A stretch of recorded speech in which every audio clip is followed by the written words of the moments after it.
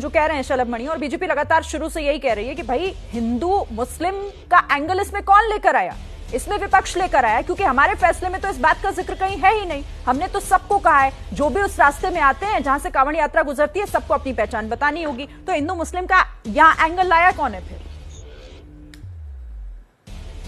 श्रीन अदम गोंडवी की एक लाइन है कि हिंदू हो या मुस्लिम के एहसासात को मत छेड़िए, अपने कुर्सी के लिए जज्बात को मत छेड़िए, और छेड़िए एक जंग मिलजुल कर गरीबी के खिलाफ, दोस्त मेरे मजहबी नगमात को मत छेड़िए।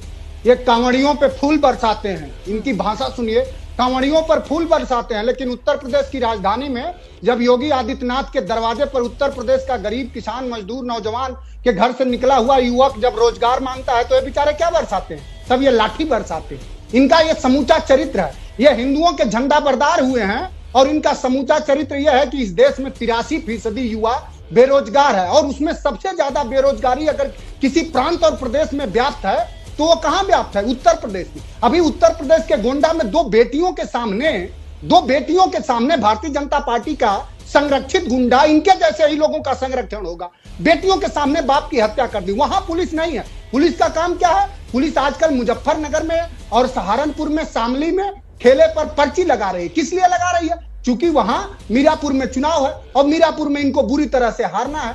सवाल यह है, ये 2006 का एक्ट है, फूड सिक्योरिटी एक्ट का, सिर्फ उसका इम्प्लीमेंटेशन सिर्फ उसी कांवड़ यात्रा सिर्फ सहारनपुर और मुजफ्फरनगर में है। पूरे देश में उसका इम्प्लीमेंटेशन नहीं है, पूरे देश में उसको व्यवहार में नहीं लाया जा रहा।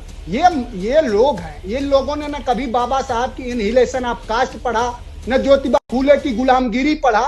ये सावरकर के नफरती लोग हैं। ये देश में बुनियादी सवाल उत्तर प्रदेश में चारों तरफ बरबरता है, बेरोजगारी है, आज किसानों को पानी नहीं मिल रहा है, खाद नहीं मिल रहा है, उत्तर प्रदेश की कानून व्यवस्था ध्वस्त है। लेकिन कैसे मजहबी हो जा, ये सिखाएंगे। इनको पता है कि रस्तान कौन सवाल पर तो आए कम से कम का सवाल मेरा ये था कि मजहब का एंगल लाया कौन इसमें? चलिए आप आखिर में कम से कम उस सवाल पर तो आए। मैं उसी पे आ रहा हूँ। इस मजहब का एंगल हमेशा भारतीय जनता पार्टी योगी आदित्यनाथ लाते हैं, क्योंकि वो चाहते हैं कि एक सवर्णों का श्रेष्ठता बने रहे और उसके पक्ष में एक दर्शन ऐसे लाते हैं कि ये कोई नया कानून बना है। इस देश में जो लोग जीएसटी लेते हैं, जो लोग फर्म रजिस्ट्रेशन कराते हैं, उनके फर्म का नंबर आता है। लुलू माल पे लिखवाएंगे कि यूसुफ अली खान माल, ये लिखवा लेंगे। लुलू माल के बड़े उद्योगपति के साथ तो दलबहियां करेंगे उनसे अंदर। और ये कागज इस देश में किसने नहीं दिखाया? इस देश में सबसे कम कागज किसने नहीं दिखाया? इलेक्टोरल बॉन्ड के साथ हजारों करोड़ रुपया